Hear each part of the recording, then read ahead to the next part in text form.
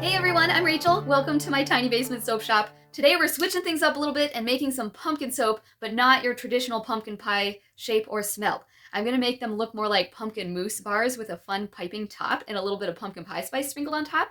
And it will be fragranced with Pumpkin Sandalwood by BrambleBerry and a little bit of pumpkin pie and vanilla fragrance oils that I had left over from another project. It might discolor just a little bit, but I'm really loving the warm tone that it has. It's not overly pumpkin pie, something that I feel like you could enjoy any time of year.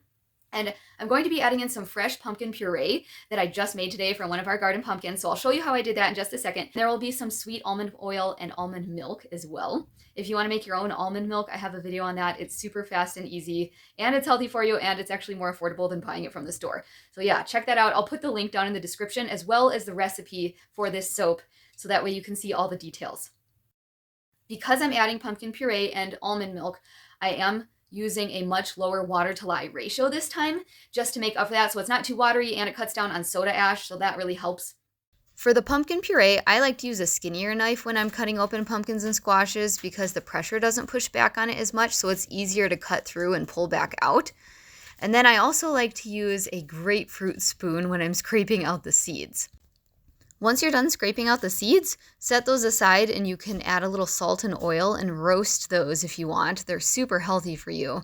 And then you just pop in those half pumpkins or quarters if it's a little larger pumpkin into a crock pot with a little bit of water and set it on high and just cook it until it's soft, usually like an hour or two.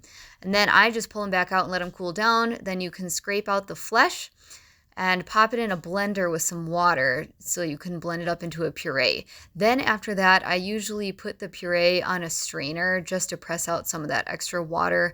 Otherwise, it can make your pies or soaps a little too watery. Just a fun side note, I have a really good healthy vegan pumpkin pie recipe. I'll put the link down in the description. It's super easy and you can't even tell that it's vegan. It tastes just like normal pumpkin pie that you might be used to. But I also like to just smash the crust in the bottom of a casserole dish and pour the liquid over top and just make it into bars. Super easy that way. I can make a lot more pie in a lot less time, so I get to enjoy it a lot more often. So that's just a little tip I like to share with everyone in case you want to try that for yourselves.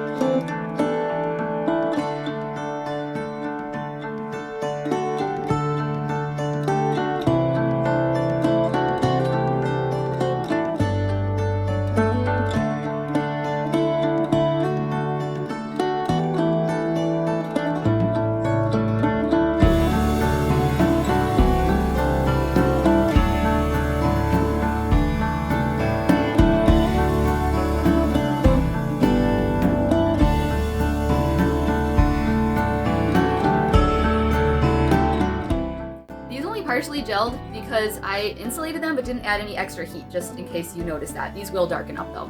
And I went a little crazy with the pumpkin pie spice on top. Whoops, you can almost can't see anything else on that. And I would suggest using a larger piping tip. I just don't have any yet. It's on my list.